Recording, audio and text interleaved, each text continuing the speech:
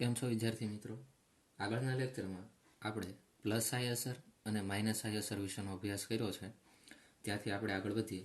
તેના પછીનો જે ટોપિક જોવાનો છે તે છે સંસ્પંદન બંધારણ.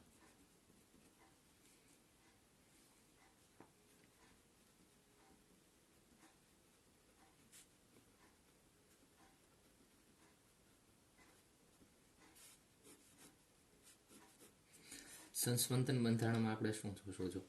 તો આપણે જોઈએ કે ઘણા અણુઓ એવા છે તેનું તમે લુઈસ બંધારણ બનાવો તો એક બંધારણ હોય તે જાણીતું ન હોય, બરાબર. તેના અલગ અલગ બંધારણો બની શકતા હોય. એવું જરૂરી નથી કે કોઈ એક અણુ હોય તેનું એક પ્રકારનું બંધારણ જ હોય, બરાબર. એટલે આ જે લુઈસ બંધારણ છે, કોઈ એક લુઈસ બંધારણ હોય એ જાણી શકાતું નથી, બરાબર. જેનું આપણે એક ઉદાહરણ જોઈએ તો એક બેન્ઝીન છે. તમે ખાલી બેન્ઝીનનું એક બંધારણ દોરો તો તેના આધારે બેન્ઝીન વિશેની માહિતી મળતી નથી. એક્ઝામ્પલ તરીકે આપણે બેન્ઝીન લઈએ. બેન્ઝીન રિંગ એટલે શું? તો કે 6 કાર્બન હોય આ રીતે. એક કાર્બન, બીજો, ત્રીજો, ચોથો, પાંચમો અને આ છઠ્ઠો. અને તેમાં એકાંતરે ડબલ બોન્ડ આવેલા હોય. જો અહીં એક ડબલ બોન્ડ થઈ ગયો, પછી એક મૂકી દેવાનો, પછી પાછો અહીંયા ડબલ બોન્ડ, એક અહીંયા ડબલ.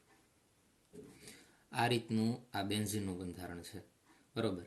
આ એક બંધારણની મદદથી તમે આના વિશેની માહિતી મેળવી શકતા નથી, બરાબર.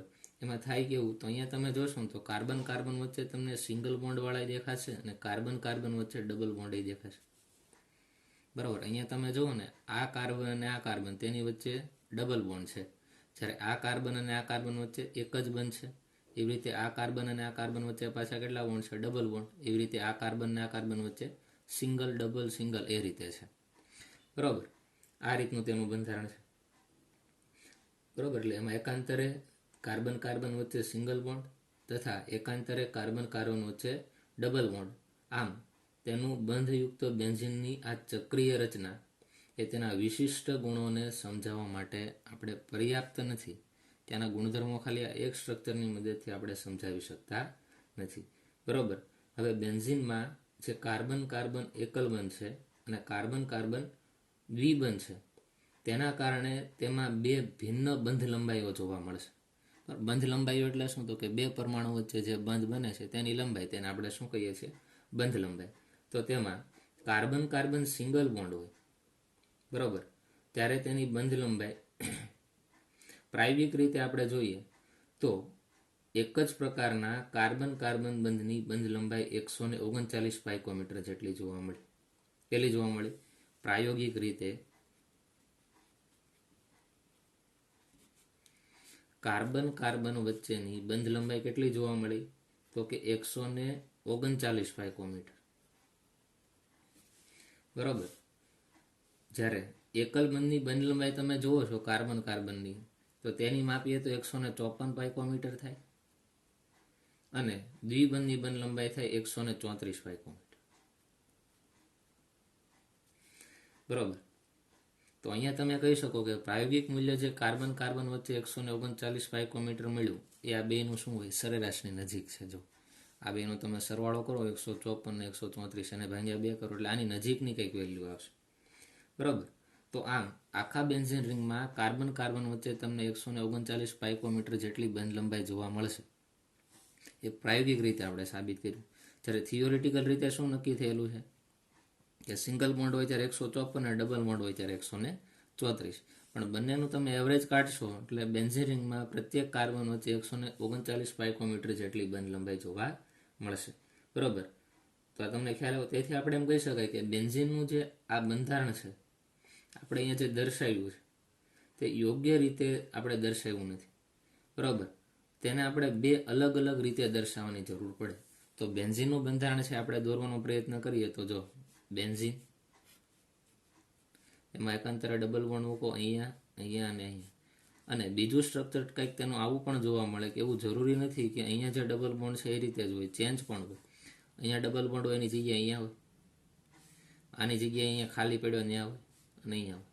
તો આ રીતે તમે જોશો તો કે બેન્ઝીનના આવા બે બંધારણો જોવા મળે. કોઈ એક બંધારણની મદદથી બેન્ઝીન વિશેની તમે 100% માહિતી મેળવી શકતા નથી. તો આને બેન્ઝીનનું આપણે સંસ્પંદન બંધારણ કહીએ છીએ. આમાં થાય છે શું? જુઓ તો આ પાઈ બોન્ડ છે એ ટ્રાન્સફર થઈને અહીંયા આવી જાય એટલે આપણે જો અહીંયા લખી નાખ્યું. એવી રીતે આ પાઈ બોન્ડ છે એ ટ્રાન્સફર થઈને અહીંયા આવી જાય એટલે આપણે પાઈ બોન્ડ અહીંયા મૂકી દીધો, અને આ પાઈ બોન્ડ ટ્રાન્સફર થઈને અહીંયા આવી જાય એટલે પાઈ બોન્ડ અહીંયા મૂકી દીધો. આ રીતે બેન્ઝિન રિંગમાં આ જે પાઈ બંધ છે ને એ સતત કન્ટિન્યુ ફર્યા કરતો હોય, બરાબર. એટલે એક્ઝેક્ટ ખાલી તમે એમ કહો કે બેન્ઝિનનું આ જ બંધારણ હોય એવું નથી. એમાંથી આ પણ બની જાય ને આમાંથી પાછું આ પણ બની જાય, જેને આપણે બેન્ઝિનનું કેવું કહીએ છીએ, સંસ્પંદન બંધારણ તરીકે ઓળખીએ છીએ, બરાબર. કે જેમાં પાઈ બોન્ડ અને લોન પેર હોય શું થતા હોય, કન્ટિન્યુ ટ્રાન્સફર થયા કરતા હોય. ખ્યાલ આવશે? શું થયા કરે? ટ્રાન્સફર થયા કરે. એક એક્ઝામ્પલ હજી આપણે જોઈએ, જો CH3 single bond nitrogen, double bond oxygen, અને આ સિંગલ બોન્ડ ઓક્સિજન, બરાબર. આ રીતનું સ્ટ્રક્ચર છે. હવે આની ઉપર કેટલા લોન પેર છે, તો કે 6 લોન પેર હશે, અને આના ઉપર કેવો ચાર્જ આવે, નેગેટિવ ચાર્જ, કેમ કે છેલ્લે ઓક્સિજન છે અને એક જ બોન્ડ છે. આના ઉપર કેટલી હશે લોન પેર, તો કે 4. નાઇટ્રોજન છે 3 બંધ જ બનાવે, અહીંયા કેટલા બન્યા, 1 2 3 4, એક વધી ગયો એટલે આના ઉપર કેવો ચાર્જ આવે, તો કે પોઝિટિવ ચાર્જ, બરાબર. આ રીતનું સ્ટ્રક્ચર છે. આમાં શું થાય, તો કે પાઈ બંધને અને લોન પેરને આપણે સ્થાનાંતર કરી અને તેનું સંસ્પંદન બંધારણ બનાવી શકાય. તો શું કરાય, જો આ જે લોન પેર છે એને ટ્રાન્સફર કરીને તમે અહીંયા જ આવે. આ લોન પેર એટલે કેટલા ઇલેક્ટ્રોન, 2 ઇલેક્ટ્રોન. અને બીજું તમે શું કરશો, તો કે આ આખો બોન્ડ જે છે એને ટ્રાન્સફર કરીને ઓક્સિજન ઉપર જવાઈ દો તો તમને બીજું સંસ્પંદન બંધારણ જોવા મળશે, જે કંઈક આ પ્રકારનું હશે. CH3 નાઇટ્રોજન, આ ડબલ બોન્ડની જગ્યાએ કેટલા બોન્ડ આવી જશે, સિંગલ બોન્ડ, અને અહીંયા શું આવી ગયું, ઓક્સિજન. હવે ઓક્સિજન ઉપર 1 2 3 4, આ 4 ઇલેક્ટ્રોન તો હતા, અને આ આખો બંધ ઓક્સિજન ઉપર આવ્યો, એક બંધ ઓક્સિજન ઉપર આવ્યો એટલે એક બંધ બનાવવા માટે કેટલા ઇલેક્ટ્રોન હોય, તો કે 2, એટલે બીજા 2 ઇલેક્ટ્રોન અહીં આવી જાય. તો હવે તમે જોશો તો ઓક્સિજન ઇલેક્ટ્રોન મેળવ્યા છે એટલે તેના ઉપર કેવો ચાર્જ આવશે, નેગેટિવ ચાર્જ. બીજું એ કે નાઇટ્રોજન ને ઓક્સિજન વચ્ચે એક સિંગલ બોન્ડ તો હતો, તો આપણે અહીંયા દર્શાવી દીધો. ઇલેક્ટ્રોન 1 2 3 4 આપણે દર્શાવીએ 1 2 3 4, પણ આ જે 2 ઇલેક્ટ્રોન છે ને અહીંયા આવી ગયા, એટલે એક ઇલેક્ટ્રોન ઓક્સિજન પાસે જ રહેશે ને એક ઇલેક્ટ્રોન નાઇટ્રોજન પાસે. આ રીતે આખો બોન્ડ બની જશે.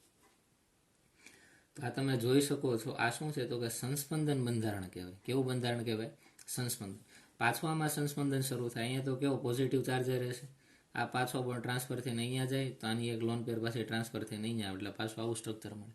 તો આમ કોઈ એક અણુ દ્વારા આપણે 100% તેની માહિતી મેળવી શકતા નથી, માટે તેના આપણે સંસ્પંદન બંધારણની જરૂર પડે છે. એટલે સંસ્પંદન થવું એટલે શું, માત્ર તમારે એ યાદ રાખવાનું છે કે જે અણુના બંધારણમાં પાઈ બોન્ડ અને લોન પેર ક્યાં ક્યાં, તો કે પાઈ બંધ અને લોન પેર. લોન પેર એટલે શું, આ જો એને લોન પેર કહેવાય. એને લોન પેર એટલે શું, જે બંધમાં ભાગ લેતી નથી, એટલે કે અબંધકારક ઇલેક્ટ્રોન યુગ્મ પણ બોલાય. અબંધકારક ઇલેક્ટ્રોન યુગ્મ સંસ્પંદનમાં ભાગ લેતી હોય છે.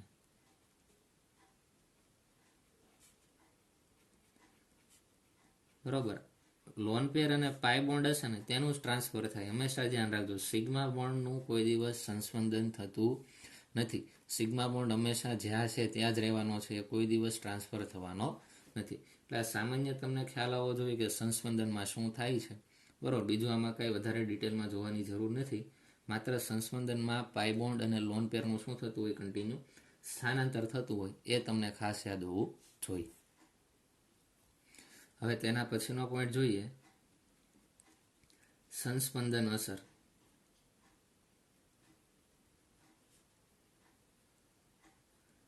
સંસ્પંદન અસર કેમાં જોવા મળશે એ આપણે જોઈએ. તો કે બે પાઈ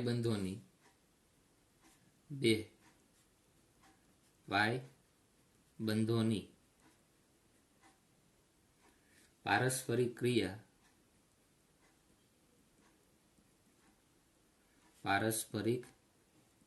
ક્રિયા અથવા પાઈ બંધ અને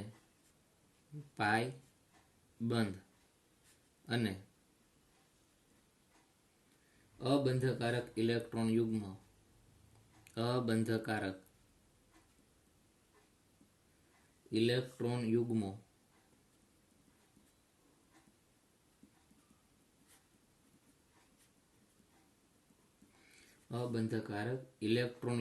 આવ્યું ને, અબંધકારક ઇલેક્ટ્રોન યુગ્મ એટલે આને આપણે શું કહીએ છીએ, તો કે લોન પેર. એક આવ્યું પાઈ બોન્ડ અને બીજું આવ્યું લોન પેર. વચ્ચેની પારસ્પરિક ક્રિયાના કારણે પારસ્પરિક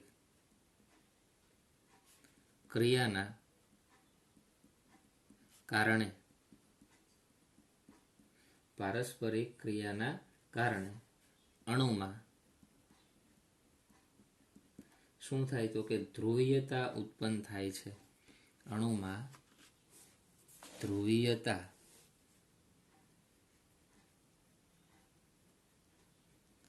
ઉત્પન્ન થાય છે.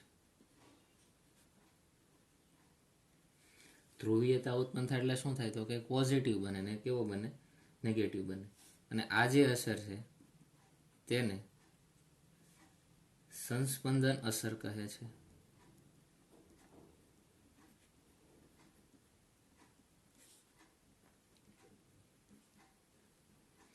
આ જે આખી અસર ઊભી થાય છે તેને આપણે કેવી અસર કહેશું? સંસ્પંદન અસર તરીકે ઓળખશું. આ જે સંસ્પંદન અસર છે તે બે પ્રકારની હશે. તો તેના આપણે પ્રકાર જોઈએ. તો પહેલો પ્રકાર આવશે તે છે ધન સંસ્પંદન અસર.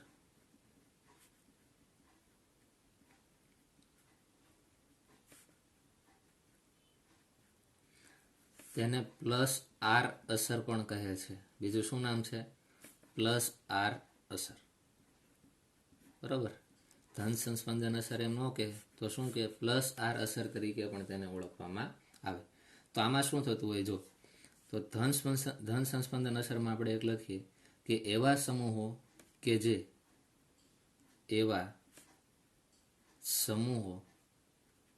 કે જે દ્વિબંધને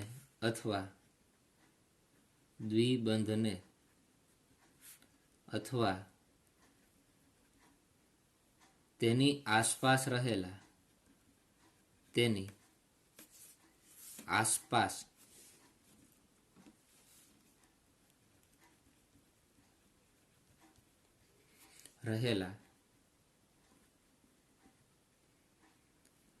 કોન્જ્યુગેટ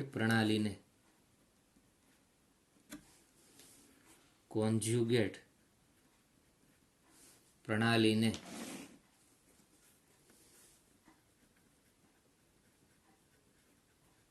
ઇલેક્ટ્રોન આપે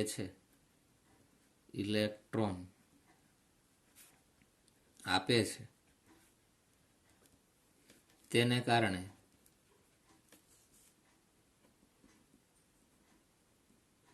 આ અસર ઉદ્ભવે છે.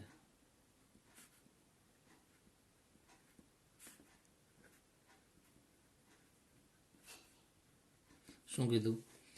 એવા સમૂહો કે જે દ્વિબંધને અથવા તો તેની આસપાસ રહેલા કોન્જ્યુગેટ પ્રણાલી, બરોબર, તેને ઇલેક્ટ્રોન આપતા હોય, બરોબર, તો તેને આપણે શું કહીએ છીએ? તેના કારણે ઉદ્ભવતી અસરને ધન સંસ્પંદન અસર તરીકે ઓળખીએ છીએ. એક એક્ઝામ્પલ દ્વારા સમજીએ. જો આ બેન્ઝીન રિંગ છે, બરોબર, આમાં એકાંતરે શું આવેલું હોય તો કે દ્વિબંધ આવેલા હોય અને તેની સાથે એક સમૂહ જોડાયેલો છે તે છે NH2. શું જોડાયેલું છે? NH2. અને આના ઉપર એક લોન પેર છે. શું હોય? નાઇટ્રોજન કેટલા બોન્ડ બનાવે? 3 બોન્ડ બનાવે. અને નાઇટ્રોજનની બાહ્યતમ કક્ષામાં ઇલેક્ટ્રોન કેટલા હોય? 5. તેમાંથી 3 ઇલેક્ટ્રોન હોય એ બંધ બનાવવામાં ભાગ લે, જ્યારે આ જે 2 ઇલેક્ટ્રોન છે ને એ બંધ બનાવતા નથી. હવે જો અહીંયા ધન સંસ્પંદન અસર એટલે શું કીધું? એવા સમૂહો કે જે દ્વિબંધને અથવા તો તેની આસપાસ રહેલી આ કોન્જ્યુગેટ પ્રણાલી છે તેને ઇલેક્ટ્રોન આપે. આને તમે કોન્જ્યુગેટ પ્રણાલી કહી શકો, બરોબર. દ્વિબંધ બોલો અથવા તો આખી શું થઈ ગઈ?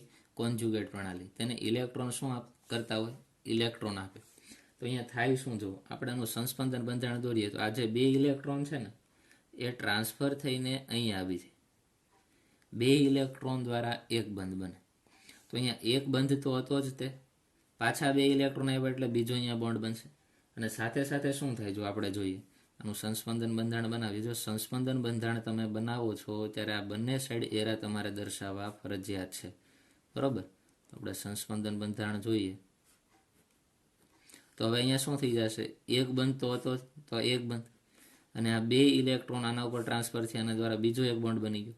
એટલે ડબલ બોન્ડ થઈ ગયા અને અહીં શું જોડાઈ ગયું NH2 ડબલ બોન્ડ છે બરોબર આ ડબલ બોન્ડ અહીંયા જોડાઈ ગયા બરોબર હવે ઇલેક્ટ્રોન નાઇટ્રોજન આપ્યા છે એટલે તેના ઉપર કેવો ચાર્જ આવશે તો કે પોઝિટિવ ચાર્જ હવે તમે જુઓ તો અહીંયા રહેલા કાર્બનની 4 સંયોજકતા પૂરી થઈ જાય જો આ કાર્બન આ પહેલી સંયોજકતા આ બીજી સંયોજકતા આ ત્રીજી સંયોજકતા અને ચોથી હવે કાર્બન પાસે 4 કરતાં વધારે સંયોજકતા હોય નહીં એટલે હવે પાછો તમે અહીંયા પાઈ બોન્ડ ન લખી શકો અહીંયા હજી એક બોન્ડ દર્શાવો તો 5 બોન્ડ થઈ જાય એટલે શું થાય આ બોન્ડ છે ને એ આખો ટ્રાન્સફર થઈ અને આ કાર્બન ઉપર આવી જાય બરોબર એટલે અહીંયા રહેલા બંધ એટલે કે અહીંયા રહેલા 2 ઇલેક્ટ્રોન આ કાર્બન ઉપર આવશે તો અહીંયા લખી નાખીએ કેટલા ઇલેક્ટ્રોન આવશે તો કે આ 2 ઇલેક્ટ્રોન આવી ગયા બરોબર જેના કારણે અહીંયા કેવો ચાર્જ ઊભો થાય ઇલેક્ટ્રોનના કારણે નેગેટિવ ચાર્જ ઊભો થાય બાકી નીચેના બોન્ડમાં કાંઈ થતું નથી જો અહીંયા સંસ્પંદન શરૂ થઈ ગયું બરોબર હવે પાછું શું થશે આ જે 2 ઇલેક્ટ્રોન છે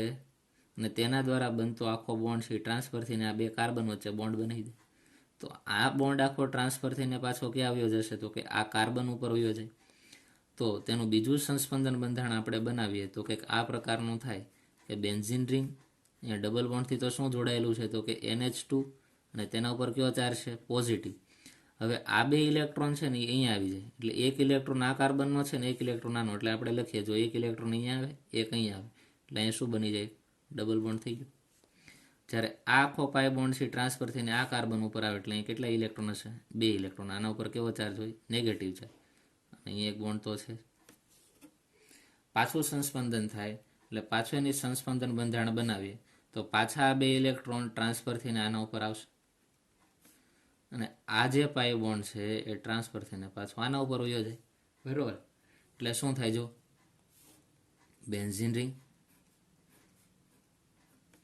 એક પાઈ બોન્ડ અહીંયા આવી ગયો આ 2 ઇલેક્ટ્રોન છે ટ્રાન્સફર થઈને અહીંયા આવે એટલે એક પાઈ બોન્ડ અહીંયા આવી ગયો બરોબર ને આ પાઈ બોન્ડ ટ્રાન્સફર થઈને આના ઉપર એટલે 2 ઇલેક્ટ્રોન અહીંયા આવી ગયા એટલે આના ઉપર કેવો ચાર્જ આવ્યો નેગેટિવ અને અહીંયા શું આવશે ડબલ બોન્ડ NH2 અને અહીંયા શું છે પોઝિટિવ ચાર્જ પાછા શું થશે જો તો આ 2 ઇલેક્ટ્રોન ટ્રાન્સફર થાય અને આની વચ્ચે બોન્ડ બનાવી દે બરોબર એ રીતે પોસિબલ થાય ને આ બોન્ડ પાછો ટ્રાન્સફર થઈને અહીંયા આવી જાય તો એના પછીનું જે સંસ્પંદન બંધારણ છે એ કંઈક આ પ્રકારનું જોવા મળે બેન્ઝીન રિંગ બરોબર જે બોન્ડ હતા એને એમનો જ રાખવો એક અહીંયા બોન્ડ છે એક અહીંયા બોન્ડ છે બરોબર તો હવે આ જે 2 ઇલેક્ટ્રોન છે ટ્રાન્સફર થઈને અહીંયા આવી જાય એટલે એક બોન્ડ અહીંયા બની અને ડબલ બોન્ડ હતા એની જગ્યાએ પાછો સિંગલ બોન્ડ થાય ને એક બોન્ડ પાછો ટ્રાન્સફર થઈને નાઇટ્રોજન ઉપર આવી જાય નાઇટ્રોજન ઉપર પાછી શું આવી જાય લોન પેર NH2 બરોબર તો તમે આ પહેલું બંધારણ જુઓ અને આ છેલ્લું બંધારણ જુઓ આ 2 સેમ નથી જો અહીંયા પાઈ બોન્ડ અહીંયા અહીંયા અહીંયા આ રીતે છે જ્યારે અહીંયા પાઈ બોન્ડ ટ્રાન્સફર થઈ ગયા છો આ રીતે તો આ પ્રકારનું જે સંસ્પંદન છે કે જેમાં કોઈ પણ સમૂહ અથવા તો કોઈ પણ સ્ટ્રક્ચર છે તેની સાથે એવો સમૂહ જોડાયેલો છે કે જે શું કરતો હોય ઇલેક્ટ્રોન આપતો હોય તેના કારણે જે સંસ્પંદન અસર જોવા મળે તેને આપણે ધન સંસ્પંદન અસર તરીકે ઓળખીએ છીએ અને બીજી આપણે જોઈ લઈએ બીજી જે આવશે કઈ સંસ્પંદન અસર આવશે તો કે ઋણ સંસ્પંદન અસર જેને આપણે -R અસર તરીકે ઓળખીએ છીએ અહીંયા શું થતું હશે ઉપર ધન સંસ્પંદન અસરમાં સમૂહ છે ઇલેક્ટ્રોન આપતો હતો અહીંયા શું થાય તો કે ઇલેક્ટ્રોન લઈ લે તો લખીએ તો અહીંયા આપણે શું લખી શકાય એવા સમૂહ કે જે એવા સમૂહ કે જે દ્વિબંધમાંથી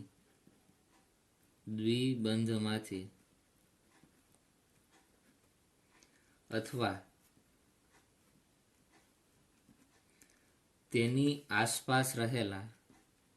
તેની આસપાસ રહેલા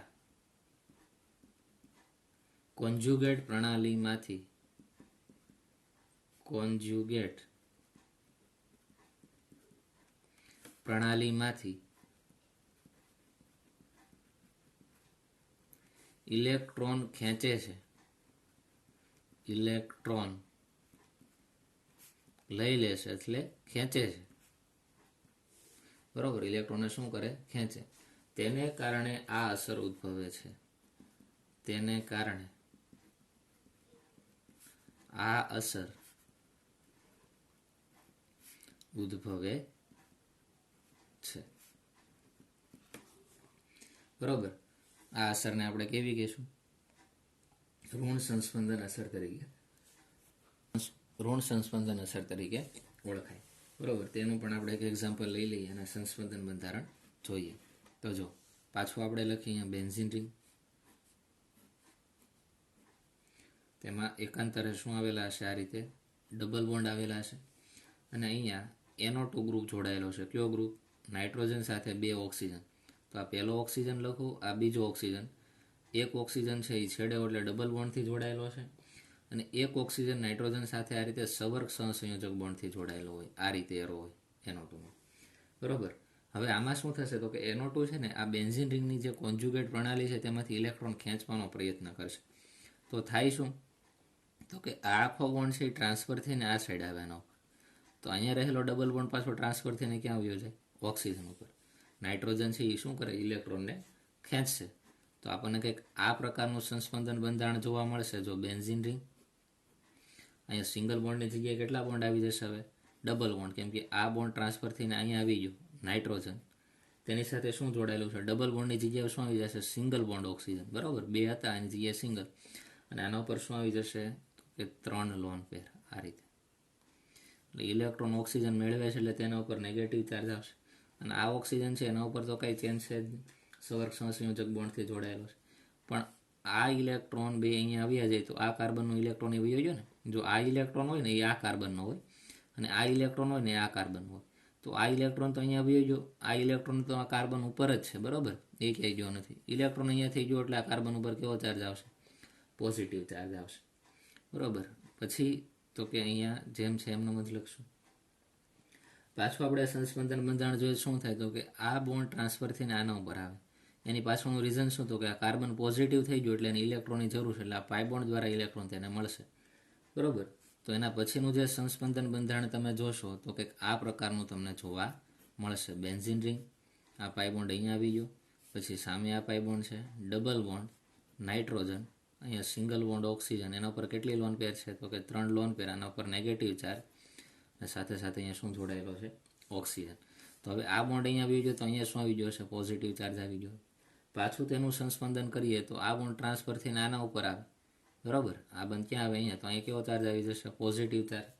તો તેના પછીનું બંધારણ આપણે તૈયાર કરીએ તો બેન્ઝીન રિંગ, અહીંયા પાઈ બોન્ડ, આ પાઈ બોન્ડ ટ્રાન્સફર થઈને અહીંયા આવ્યો તો પોઝિટિવ ચાર્જ ક્યાં આવી જશે? અહીંયા. ડબલ બોન્ડ નાઇટ્રોજન, સવર્ગ સહસંયોજક બોન્ડથી ઓક્સિજન, અને અહીંયા સિંગલ બોન્ડથી ઓક્સિજન. અને કેટલા ઇલેક્ટ્રોન છે? 6 ઇલેક્ટ્રોન છે. આના ઉપર નેગેટિવ ચાર્જ. તો આ રીતે તમે જોશો તો એવા સમૂહ પણ જોડાઈ શકે કે જે બેન્ઝીન રિંગ ઉપરથી ઇલેક્ટ્રોનને પોતાની તરફ ખેંચે છે. પાછું તમે શું કરશો? તો કે હવે પાછી રિવર્સ કરો એટલે આ બોન્ડ અહીંયા આવે છે અને આ બોન્ડ અહીંયા આવે છે એટલે પાછું રિએક્શનમાં ટ્રાન્સફર થઈ જાય. શું થાય? આ 2 બોન્ડ છે ટ્રાન્સફર થઈને અહીંયા આવે, અને આ પાઈ બોન્ડ ટ્રાન્સફર થઈને અહીંયા આવી જાય. તો એક છેલ્લું ફાઇનલ સંસ્પંદન બંધારણ આપણને આ પ્રકારનું જોવા મળે. એક અહીંયા બોન્ડ છે, એક અહીંયા છે. આ પાઈ બોન્ડ ટ્રાન્સફર થઈને અહીંયા આવ્યો એટલે અહીંયા મૂકી દઈએ. સિંગલ બોન્ડ થઈ ગયો નાઇટ્રોજન, સવર્ગ સહસંયોજક બોન્ડ ઓક્સિજન છે. અને સિંગલ બોન્ડની જગ્યાએ પાછું શું થઈ જશે? આ 2 ઇલેક્ટ્રોન અહીંયા એટલે ડબલ બોન્ડ ઓક્સિજન. અહીંયા કેટલા ઇલેક્ટ્રોન છે? 4. અને પાછો નાઇટ્રોજન ઉપર કેવો ચાર્જ આવી જાય? પોઝિટિવ. તો આ જે પહેલું સ્ટ્રક્ચર છે અને છેલ્લું સ્ટ્રક્ચર બંને તમે જોશો ને તેમાં પાઈ બોન્ડ આખા ટ્રાન્સફર થઈ જાય. અહીંયા હશે તો આનો ટ્રાન્સફર થઈને પાઈ બોન્ડ અહીંયા થઈ. એટલે આવું આમાં કન્ટિન્યુ શરૂ જ રહેશે. બરાબર.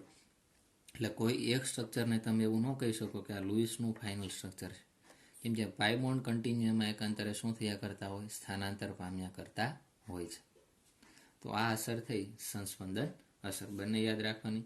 સંસ્પંદન અસર એટલે શું? ધન સંસ્પંદન અસર કોને કહેવાય અને ઋણ સંસ્પંદન અસર કોને કહેવાય, અને તેના બંને બંધારણો.